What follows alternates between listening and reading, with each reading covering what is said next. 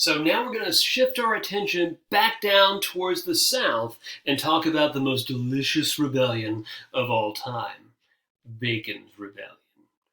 Now, Bacon's Rebellion has a lot of firsts in U.S. history. And so this is one of those things, one of those lessons that we're going to come back to throughout the year. I mean, all history kind of builds on itself, but let's just say that Bacon's Rebellion does especially. There's a lot of history that happens in just a small time frame here, 1675 to 1676. So one of the firsts that Bacon's Rebellion gives us is that it's really the first regional conflict in U.S. history. But it's not the regional conflict that you're expecting. Most people, when they hear about regional conflicts in the United States, they think about the one between the North and the South, right? Because that's ultimately what starts the Civil War. So North and South is obviously the first regional conflict, right? No. Believe it or not, the conflict between the North and the South is periodic, but it doesn't happen as often as you would expect. It's one of those things where if it does happen, it explodes dramatically after a lot of buildup, which is kind of what happens in the Civil War, actually. It builds up over time, and then in 1861, it just erupts very dramatically. I mean, the Civil War is the most deadly war in American history. So if that's not a dramatic eruption, I don't know what is. This is a picture of the eruption of Mount St. Helens. And for those of you who don't know, Mount St. Helens is a pyroclastic volcano in which it's dormant for a long time and then it just explodes, throwing tons of super hot ash and dust into the atmosphere. Now, there's another type of volcanic eruption, and that is kind of like the types of volcanoes you see in Hawaii, where they just bubble and spew lava gradually but consistently over the years. And that's the way I would use to describe the conflict between East and West, because Bacon's Rebellion is a conflict between Western settlers and Eastern elites. And again, just like King Philip's War, creates a pattern for future conflicts. In Bacon's Rebellion, we also see basically the same conflict play out again and again. Right now we're talking about Bacon's Rebellion. Eventually, we're going to talk about Shays' Rebellion, the Whiskey Rebellion. In fact, I would say that rebellions and disagreements between East and West are much more consistent throughout U.S. history. And usually, even though the locations change, the story is always the same. The story is this, that Easterners are soft, that Easterners are out of touch, that Easterners have all the money and they ignore us hardworking people in the West. We have to scrape by and protect ourselves. And because we're living out in the West, we are the most vulnerable to Native American attacks. If you are a plantation owner along the coast, well, you aren't vulnerable because they're going to attack us before they can attack you. And this creates a lot of resentment, and understandable resentment, because remember, the political system in the House of Burgesses is corrupt. The House of Burgesses really represents the interest of the very wealthy in Virginia, so it's very dysfunctional. But this is a conflict we see play out time and time again. And not just in, I guess you could say, in rebellions and wars, but also politically. When we talk about this guy, Andrew Jackson, who changes the political system at the atomic level. Andrew Jackson is a champion of the poor and downtrodden people in the West. And you see these figures time and time again throughout American history. People who try to kind of represent the views of people living on the frontier who are sort of looked down upon by wealthy Easterners. And while I feel uncomfortable making this argument because I try not to comment very much on contemporary politics except as it relates to history, but I think that you could make a good argument that this pattern of Westerners championing the poor and downtrodden people on the frontier is something we kind of see in contemporary politics as well. So President Trump, when he was campaigning, made it a point to go after out of touch wealthy elites, mostly living on the coast. One of the things you're going to find is that Nathaniel Bacon, Andrew Jackson, and Donald Trump, and also other characters, by the way, are very different individuals, but at the same time, they exist because they all know that they can channel into a source of resentment and friction. That being said, if you haven't done so already, and if we haven't talked about it in class, you're going to want to review the reading on Anthony Johnson and John Casor. Because what that indicates, and I'm not going to spoil the entire story for you, is that African Americans lived in the Chesapeake, lived around Jamestown, but it wasn't necessarily the case that they were always slaves, and certainly wasn't the case that they were what we would consider to be chattel slaves. We don't see chattel slavery in the Chesapeake like we do, by the way, in the Sugar Islands of the Caribbean or in Brazil. Chattel slavery just hasn't caught on yet because of indentured servitude. Bacon's Rebellion is the story of how that system breaks down. So it's important to explain where the first major regional conflict in U.S. history comes from, but the story of Bacon's Rebellion is the story of the birth of chattel slavery in British colonial America. So when we last left Jamestown and the Chesapeake, we talked about the fact that there is this class of indentured servants who feel like the House of Burgesses and their political leadership just don't represent their interests or views. Remember that many of them are having to find land on the frontier, having to squat on Native American land, and many of them have to fight Native Americans, and the government doesn't do anything. Wait, I hear you say. Well, it's technically the land owned by Native Americans, right? Which is absolutely correct, but these squatters believed that the government in Jamestown should protect them, and they also believed that, if they had been given a fair shake by the planter class, they wouldn't be driven to these extremes to find land, because even indentured servants that had been freed very often had to continue working on the land of planters as sharecroppers, which basically means that you work on the planter's land without having to buy your own, but they would still have to pay 10 to 25% of their tobacco crop to the planters. And you can kind of debate as to whether that's too much or too little, but still, it felt as if the planters were basically just taking advantage of the indentured servants and using them as disposable labor, which, to be honest, they kind of were. And remember that mortality rates are starting to stabilize, where indentured servants are going to Jamestown, going to the Chesapeake, working through the term of their indenture, surviving, and lo and behold, the only land that's open and available to them is crappy land in the West. So and also, by the way, remember that Governor William Barclay actually called a halt to all elections.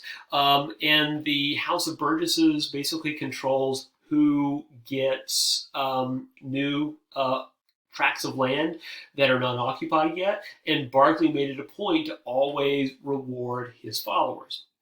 So it's in this context that Nathaniel Bacon travels from England to the Chesapeake.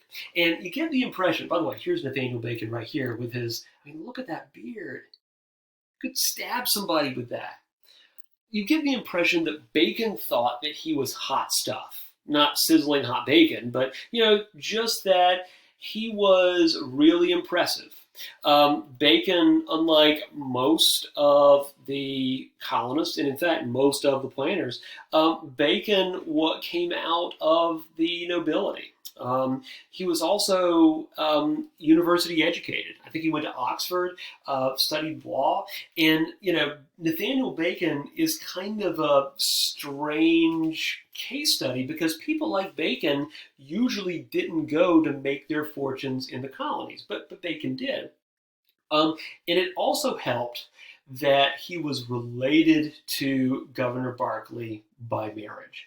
And so in his mind, when Bacon arrived, well, Berkeley would treat him like royalty, right? Again, Bacon was very intelligent, very charismatic, and he assumed that Berkeley would kind of bring him into his inner circle, this sort of group of very elite planters.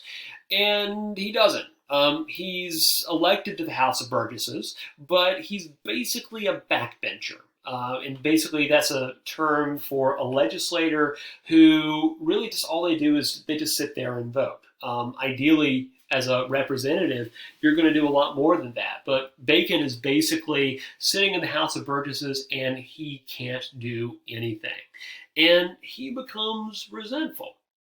At that point, word gets out that there is fighting going on between the Susquehannock tribe and some of the indentured servants who were squatting on their land. So Bacon proposes that he raise a military force to fight the Susquehannock. The problem, though, is that wars are really expensive, obviously. Remember that in 1625, the Royal Company, the Virginia Company was bankrupted because of its long and devastating fight with Powhatan's Confederacy. And at the same time, if you remember, history doesn't occur in a vacuum.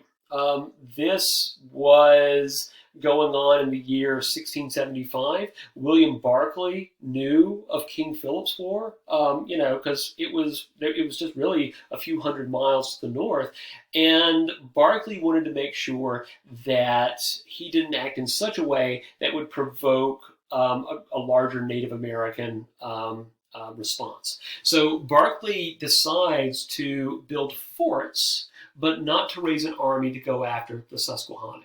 And so to Bacon and many of the other indentured servants, that just seems really cowardly. Also, we should add that Bacon still feels incredibly resentful towards Berkeley. We have to remember that the planters, even though they're very wealthy and very powerful, they come from kind of humble origins because many of the planters were actually descendants of either the original settlers who survived or some of the earliest indentured servants who were able to survive and get land of their own. So in other words, if you actually made it to Jamestown and you survived, you could actually rise up the ladder and become a member of this very wealthy planter class. But you had to survive, which was always the trick. But Bacon, Bacon is this person who is already close to the top of the ladder. He's educated, he's, a member of the nobility. And so the fact that he is being left out by Berkeley, and all of these country rubes is kind of the way he looks at it, are sort of above him, it really rankles him. Here are the words of Nathaniel Bacon. Let me do my best Bacon accent. Let us observe the sudden rise of their estates compared with the quality in which they have first entered this country, and let us see whether their extractions and education have not been vile. In other words, Bacon is saying that, all of these planters are basically ordinary people, and they have pretensions that they are better than they actually are. So there's some degree of class snobbery. The irony is that Bacon is kind of like this elite, noble person who understands that he can sow discord and division between indentured servants and the small farmers and the big farmers, the planters. So, seeing his opportunity, Bacon gathers 500 armed followers and demands a commission from the House of Burgesses to go off and fight the Susquehannock.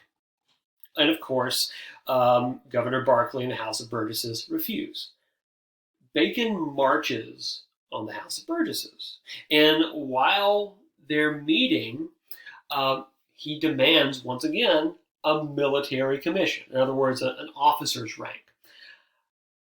Berkeley doesn't have very many good moments, but you have to give him credit because Berkeley refuses. He doesn't back down. And this is despite the fact that Bacon's followers are actually pointing their muskets at Berkeley. And so Berkeley doesn't back down.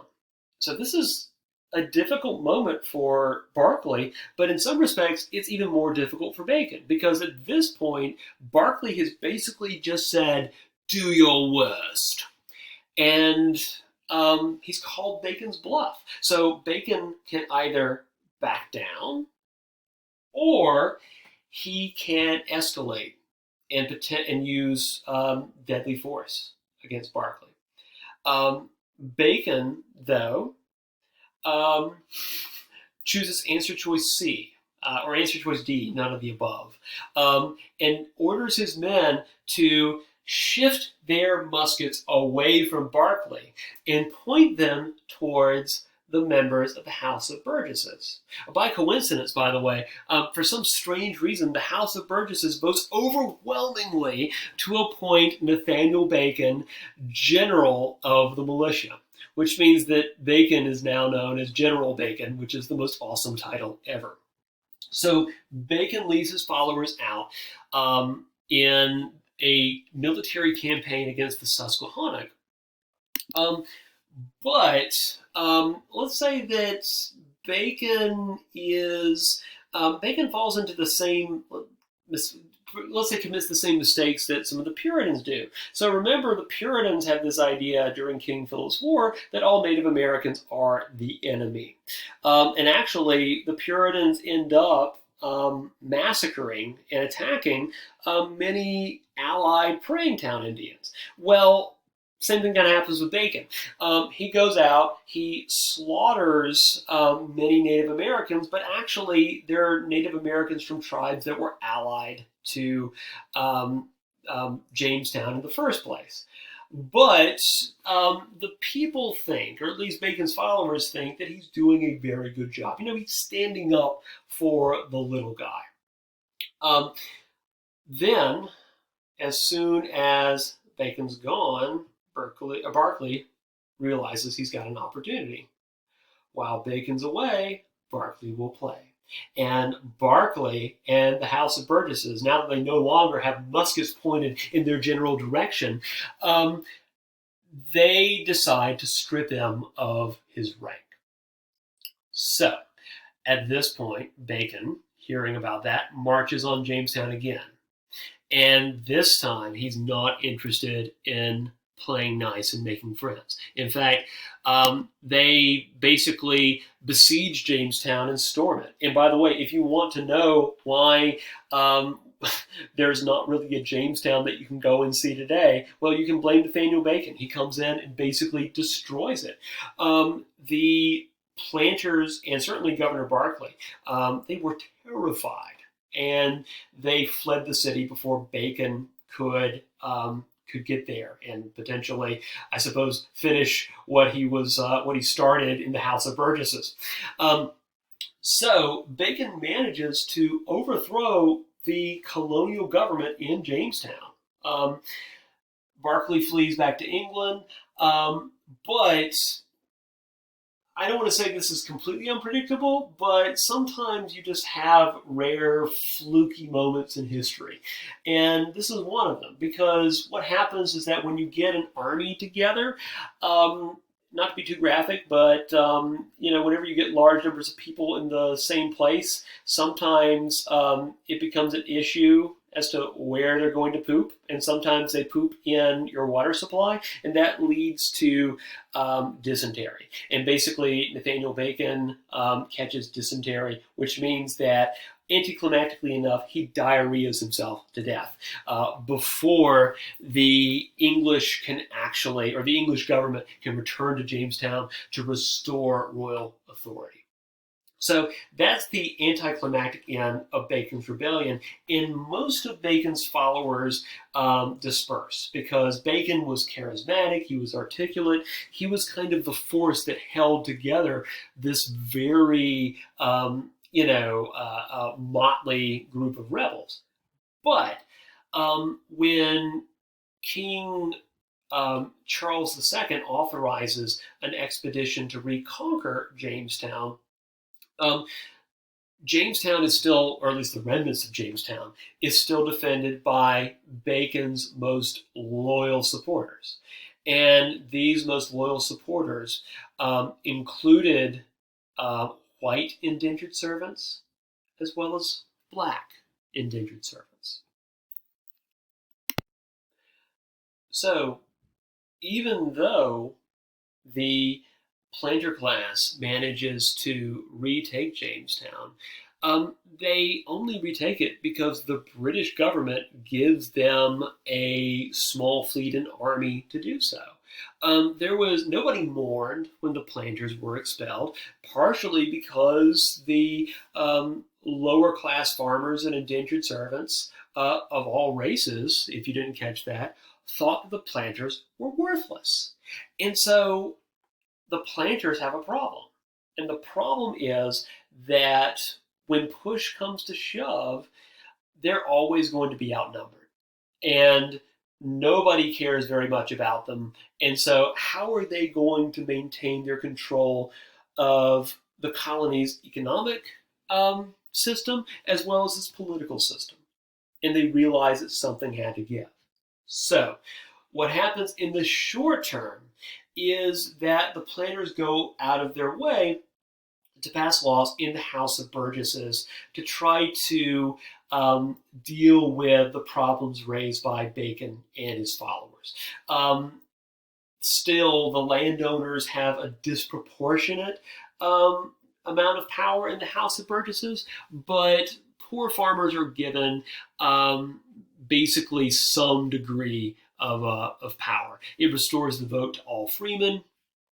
It limits the same person holding multiple offices, and it also provides more of a local voice in tax issues. Because remember, we have that English common law notion that there should be no taxation without representation.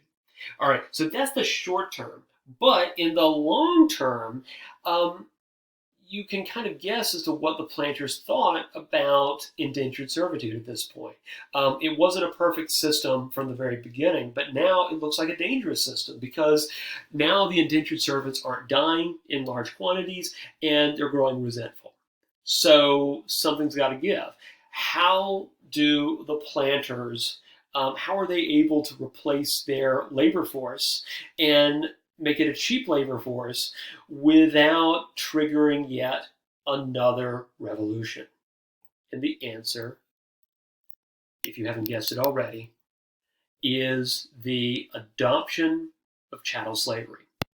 It's hard to say definitively when chattel slavery is truly born in Virginia and throughout the South because it is an organic process. But we can say, at the very least, that it is born no later than 1705. Because in 1705, the House of Burgesses in Virginia passes a slave code, which stipulates what slavery is, who a slave is, and how slavery works. And the question of, who is a slave? Well, a slave is nobody. because a slave is chattel. They are personal property of the owner. And you're not a slave by contract. You are a slave by virtue of being a member of a particular race. And it basically says this outright. All servants imported and brought into the county who are not Christians in their native country shall be held to be real estate. In other words, shall be held to be property. So they're very clear that this is slavery based upon race, not based upon being in debt, not based upon contract. And because it's based upon race, race is a permanent status. So therefore, slavery too becomes a permanent status. So not only is it a permanent status, but theoretically, it's a status that passes on to the next generation. So by law, if somebody's mother was a slave, they too were a slave. And it gets into all kinds of bizarre laws like anti-miscegenation laws. These are laws that criminalize interracial marriages. And you see these crop up for the first time in the Slave Code of 1705. Do you guys know when the last of the anti-miscegenation laws were struck down in the United States? The answer is 1968 with the Supreme Court case Loving versus Virginia. So these laws are not just important for what they do during this time period, they're important because they stay around a long time. And these are also laws that are inspired by the type of slavery that's going on in the West Indies, where basically you have these massive sugar plantations, and slave codes are enforced by having almost like this surveillance system going on. Basically, if you look at how the West Indies kind of operated, it's almost like a 17th century version of 1984, where you were being monitored all the time and punished for the least little thing. So basically, this is when chattel slavery is imported to the American colonies. Also, we need to talk a little bit more about anti-miscegenation laws, because marrying a slave was legal. But if a slave was raped by a master, that was not illegal. In fact, here's the truly perverse thing, and I hate to have to teach about this, but I can't make history up. So if a master fathered a child with a slave, remember, slavery passes matrilineally. In other words, it passes from the mother's side. So that means that a slave master might have children with a slave, and those children would still be enslaved. It's, obviously, it's one of those things that I teach every year, and it never gets any easier just because it's just so creepy and perverse. But this is how, like, the difference between chattel slavery. An indentured servant had rights. A chattel slave had no rights because they weren't considered a person under the law.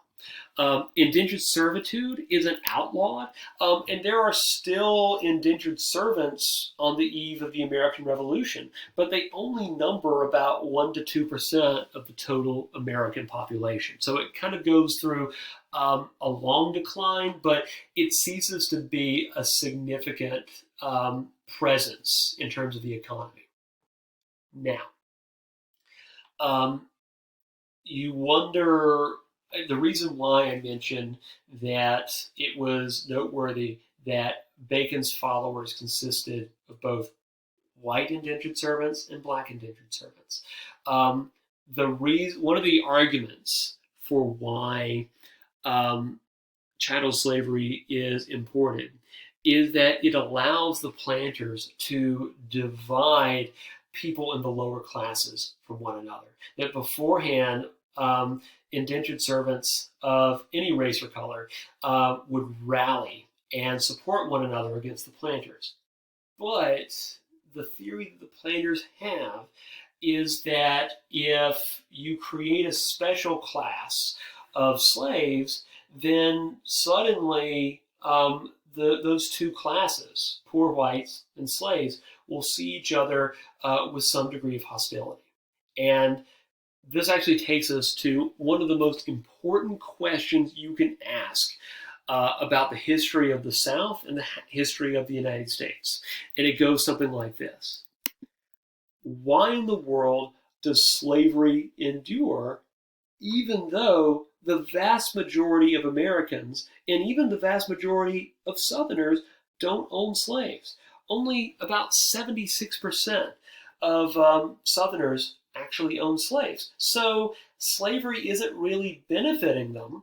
So why is it that they at least, well, let's just say that they don't oppose it enough to prevent Southern states from seceding from the Union to protect slavery in late 1860 and early 1861. So what gives? It's hard to say. Because you're talking about the psychological motivations of individuals, a lot of individuals, because you're talking about it across an entire region.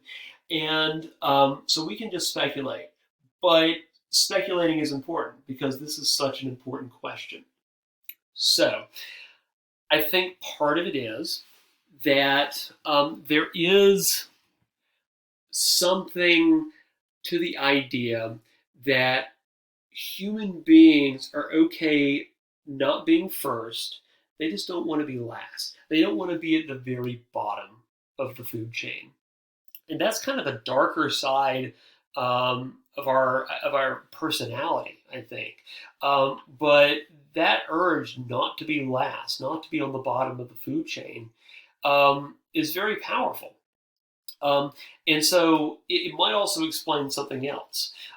If you look at white supremacist groups like the Ku Klux Klan, they're not the only white supremacist group, but they're one of many. These are groups that obviously try to use terror, murder, and intimidation to keep African Americans at the bottom of the social hierarchy. That's their goal. And they're very explicit about their goal. They basically organize to prevent African Americans from voting. But what's interesting and disturbing is that you don't see the William Barclays of the world join the Ku Klux Klan. You don't really see the planters join the Ku Klux Klan. I mean, there are a few, but most of the members of the Ku Klux Klan are usually poor, blue-collar workers or farmers. And so the question is, why do you see basically one group of mostly poor or at least lower middle class people beating up on another group of poor or mostly lower middle class people? And maybe that's where the argument of not wanting to be last comes in. Because at the very least, if you're a white farmer, you might not have a lot of land, you might not have a lot of money, but you can take solace in the fact that at the very least you're not on the bottom of the food chain. But the other thing is that even though the majority of whites don't own slaves, maybe they one day could hope to. One of the things you'll kind of see is that in the build-up to the Civil War, and take note of the fact that we're already talking about that, in the build-up to the Civil War, almost all wealth in the South was tied up in either land or slaves. And so if you were somebody who was making their way in the world, climbing up the ladder, trying to become, a wealthy, independent person, then having many slaves was a status symbol. In fact, your membership in the elite planter class was based upon the number of slaves that were owned. So this is a very important question. And I'm going to bring it up periodically throughout the course. But already we can start to see the emergence of chattel slavery, and of course we can see where that will lead in the future. So until next time, guys, have a good one.